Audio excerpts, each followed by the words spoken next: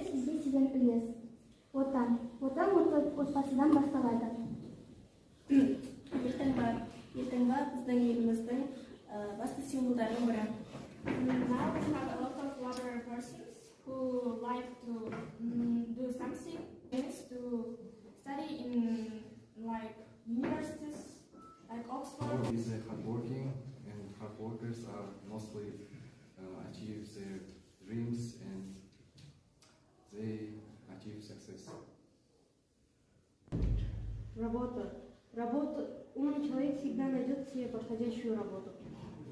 Удача есть у каждого умного человека. Он может попасть в любое место, в любую страну, и может там учиться.